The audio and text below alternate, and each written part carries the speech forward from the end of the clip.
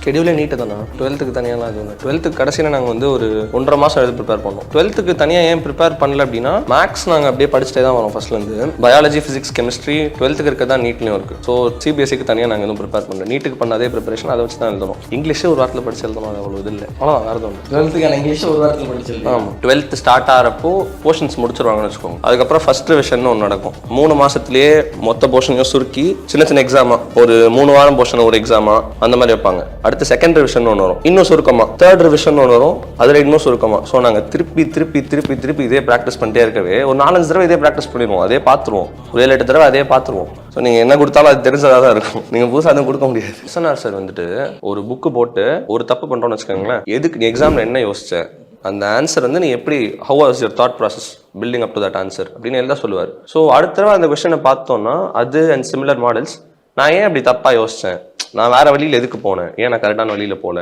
அப்படின்னு என்னால் ஈஸியாக ஐடென்டிஃபை பண்ண முடியும். பிஃபோர் எவ்ரி எக்ஸாம் அந்த புக் எடுத்து போராடி பார்க்க சொல்லுவார். என்ன இந்த ஒரு விஷயம் எனக்கு ரொம்ப சப்போர்ட்டிவாக இருந்ததுன்னா இதை சொல்லுவேன். அவங்களோட மோட்டிவேஷன் தான் சார் என்ன சப்போர்ட் பண்ணிட்டே இருந்தாங்க. அதுதான், மற்றபடி நான் தான் சார். அதான் கைதட்டுங்க, 3 பேரும் கைதட்டுங்க. அந்த மாதிரி அது அட்லாஸ்ட் எல்லாருக்குமே அதுதான். இப்போ சைஸ் 720 மார்க் வாங்கினாங்கன்னா 100% கீர்த்தனாவாக இருக்கட்டும், மகாவாக இருக்கட்டும், அந்த சூழல் இருக்குல்ல, சூழல் ரொம்ப முக்கியம். அதை கொடுக்கறது ஒரு கல்வி நிறுவனத்துடைய மிகப்பெரிய கடமைன்னு நினைக்கிறேன். ஏன்னா நிறைய பேர் இன்னுமே என்ன நினைக்கிறாங்கன்னா, நம்ம நிறைய ப்ரெஷர் போட்டால் நல்ல மார்க் வாங்கிடுவாங்க அப்படிங்கிற ஒரு மென்டலில் இருக்காங்க. அதுலேருந்து வெளில வரணுங்கிறது இந்த கான்வர்சேஷனோட ரொம்ப முக்கியமான ஒரு டேக்அவே நான் நினைக்கிறேன். நீட் தான் வாழ்க்கை அப்படின்னு இன்னைக்கு நிறைய பேர் இருக்கிறாங்க.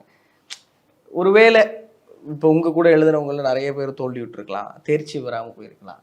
அவங்களுக்கு நீங்கள் சொல்ல விரும்புறது என்னன்னா, மகா கிட்ட இருந்து ஆரம்பிக்கணும்னு நினைக்கிறேன். பிளான் A, B, C கூட வேணா வச்சுக்கலாம். இப்போ நான் A வந்து டாக்டர் ஆகணும்னு நினச்சேன். இன்கேஸ் இன் வேர்ஸ்ட் கேஸ் இது பண்ணலன்னா ரிப்பீட் பண்ணுறதை விட like I thought plan B.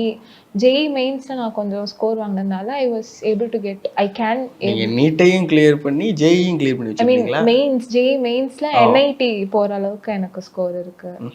So அது மாதிரி பேக்கப் பிளான் மாதிரி. இது ரொம்ப மோசமாக இருக்குது தம்பி. அதாவது பிளான் A பிளான் Bனா A ஒர்க் அவுட் ஆகலாம், Bக்கு போகணும். ஒரே நேரத்தில் Aவை ஒர்க் அவுட் பண்ணி Bயையும் ஒர்க் அவுட் பண்ணி. நல்ல விஷயம் தான். எப்பயுமே நம்ம ஒரே விஷயத்தில் ஃபோக்கஸ்டாக இருக்கும்போது அது நமக்கு ஒத்து வராதுன்னு நினைக்கிறப்போ நம்ம இன்னொரு ஆப்ஷன் வச்சுருக்கிறது நல்ல விஷயம்.